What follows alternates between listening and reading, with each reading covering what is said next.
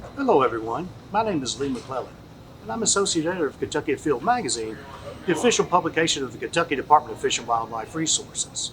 And this is this week's segment of Inside the Fishing Forecast. You can go to our website at fw.ky.gov and print your own fishing forecast for free.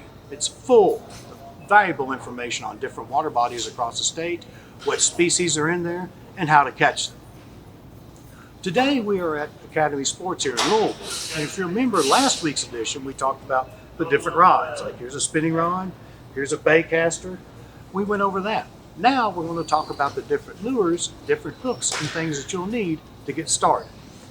Another thing that will help is to go to our website, print off the Gear Up and Get Out fishing checklist. This is all the stuff you need to help you get started for a successful year of fishing. So let's get going. Okay, today we're going to start with the basics, and those are hook styles for live bait for bluegill and other panfish. Probably the most popular fish species we have outside of crappie and bluegill are the two big dogs, bluegill especially. It's very popular and a fantastic way to introduce a family member to fishing because the fishing is fast and furious. This is what is known as an Aberdeen style of hook. Some people call that a J hook. And the beauty of the Aberdeen is great for bluegill because it can get in their mouth easy, but also they give a little bit when they're hung. So you won't lose your hooks because you need to fish for bluegill around cover a lot of the times. They're also a good hook for bluegill, or for crappie rather, with minnows, because for the same reasons. If you throw it in a tree and you get hung, it'll bend a little bit and come loose instead of breaking off. Now a little bit beefier hook is known as a bait holder. These work just as well, they're just a little bit tougher than the Aberdeen. And if you get hung in woody cover, more likely to break off. But these are good for bluegill, crappie, and bigger sizes are excellent for catfish. Now, it's kind of in the middle of the bluegill spawn here. It's starting to wane a little bit, but after you graduate from using minnows, which I recommend starting out, go get some live minnows and fish for bluegill. Don't worry about this stuff. Start with what's going to get you the most fish into your hand, and then you can build your confidence and work your way up. But these are these little spiky, these are kind of new on the market. I love that color. They're a little spiky with a curly tail on it. They're great for crappie, just casting in the cover. These will work really good at Taylorsville Lake. And here's another color I love, this and chartreuse you can see in the back. These are just plain old grubs, and I love them, love them, love them. One of the best lures of all time is a 1.5 inch curly tail white or chartreuse, or what we call Kentucky Lake green, this color here. Curly tail grub works the best. Now, if you look at this row here beside me, it goes all the way down, and it's filled with soft plastic lures like this swim bait. I used this exact same one to catch some beautiful hybrids in the Ohio River last fall. Now, a swim bait imitates a bait fish, and you rig them on a swim bait head like this. You rig them hook exposed. And these are great for largemouth bass, smallmouth bass, striped bass, hybrid striped bass. Smaller ones work well for white bass. Just about anything that eats bait fish will eat a swim bait. And they're incredibly versatile and a lot of fun. You get a lot of action when you fish a swim bait, especially in the spring and early summer of the year. Now, these are soft plastic lures used for largemouth bass. This is what is known as a Senko, and man, does it catch them. This is a black and blue with a blue laminate tail. I love this color. I've caught 1 million bass on it. It's one of my favorite colors to throw, especially May through July or so. The blue, sometimes I think it's great in a farm pond. It's great where there's a bluegill population because this blue sometimes can imitate a bluegill. Great, great lure. This is what is known as a crayfish imitator. If you see the end, these are really popular. These rage tails have been on the market a couple of years now. They're really popular. As you can see, they just do like that, and they flutter and look like a crayfish. You can use this by itself or as a trailer for a larger bass jig. Now, this is an old venerable bass lure, and it's called a ribbon tail worm. It's been around for a long, long time, since at least the early 70s. I've got hundreds on this. And the way you rig them is with this, if you look on the package, it says offset worm hook. This is a 4/0 offset worm hook. These numbers here, you'll see 4/0, that is 4/0. Hooks go from size like 3 to size 2 to size 1, then size 1/0, a little bit bigger, size 2/0, 3/0, so on. This is 4/0. Fairly large hook, but small for some species, large for others. But this is a good size to put with a ribbon-tailed worm like that. And in front of the hook here, you use a bullet weight. And it slides up and down, or you can stick a piece of toothpick in it, known what is pegging it. But this is the Venerable Texas rig.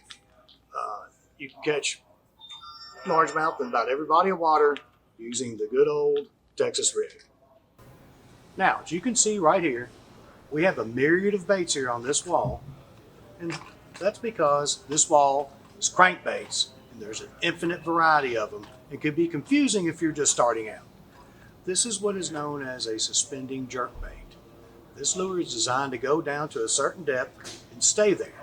And then you work the lure with just gentle jerks of your rod tip. This is a great lure to use this time of year.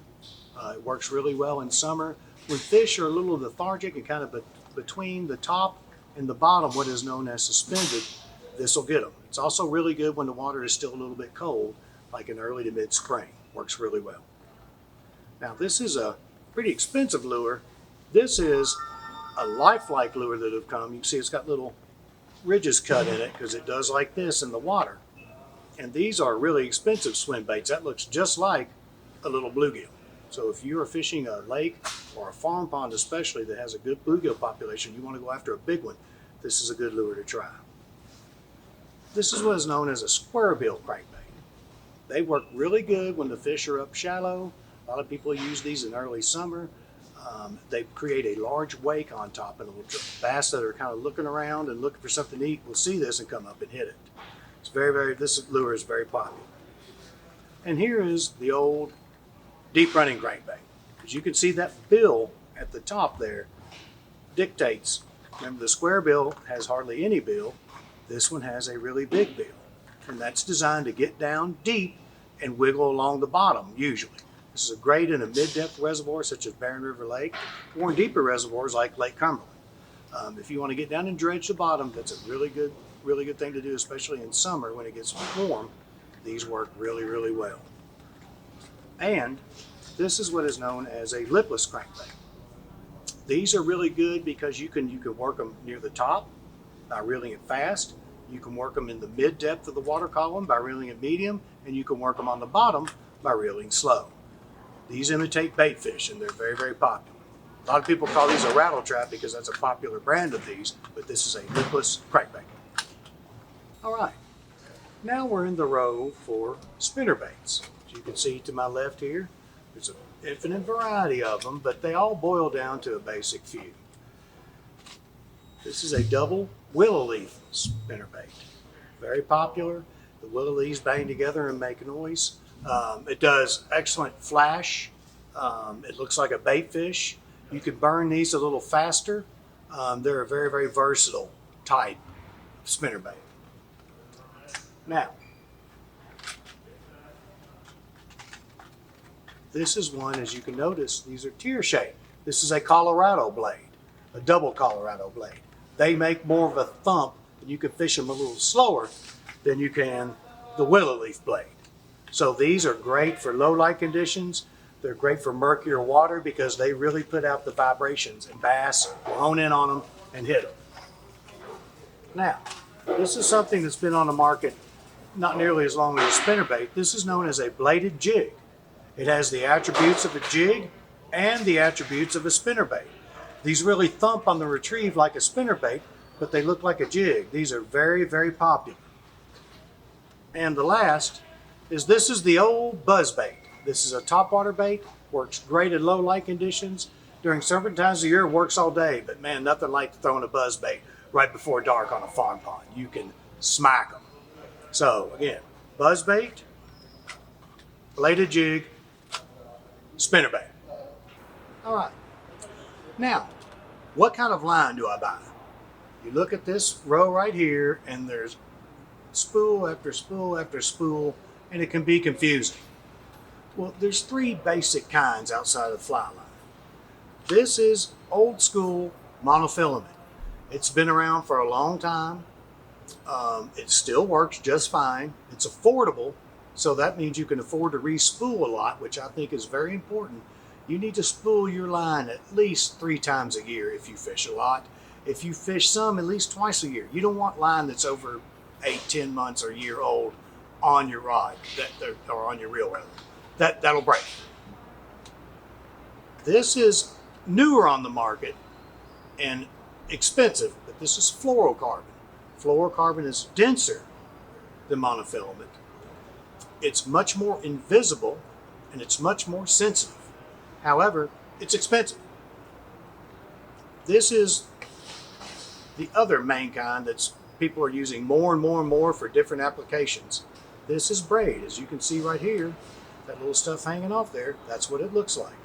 This works great in really snaggy environments like the Ohio River or any kind of tailwater you're going to fish. This works really, really well.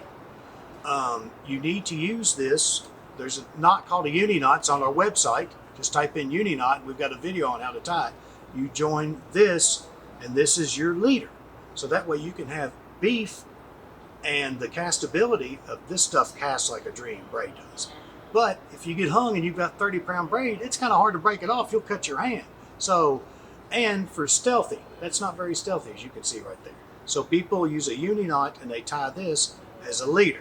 So you can combine both of them, 10-pound leader, maybe 20-pound braid. You've got a great setup for a lot of fishing. If you're going to the Ohio River, you'll probably want this to be a lot beefier and this to be beefier, or just go straight. If it's a murky environment and snaggy and you don't have to worry about line shyness of a fish, just use this straight.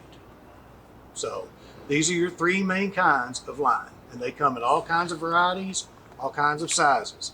A lot of people buy these bulks. These are a couple of 1,000 yards of monofilament. They're affordable and they're great for like catfish, stuff like that. You can use big bulky monofilament, that doesn't matter. But if you're after predator fish, these 3 right here are what you want to use. All right. Now, we've went through all this stuff and you may be thinking, oh Lord, but you can also get some of these beginner kits. Especially, these are a great little present to put under the Christmas tree or for a birthday for the younger one in your family. This one's designed more for panfish, and this beginner kit is designed for bass. And what it does, it gives you a broad spectrum to get ready, and then as you progress and you learn other lures, you can, buy more of what you learned about in this little kit. So remember, go and pick up your fishing forecast. Print one at fw.ky.gov. They're free, and this is one of the most valuable tools you can put in your toolbox. And remember, all fishing trips start at fw.ky.gov. We appreciate you watching this week.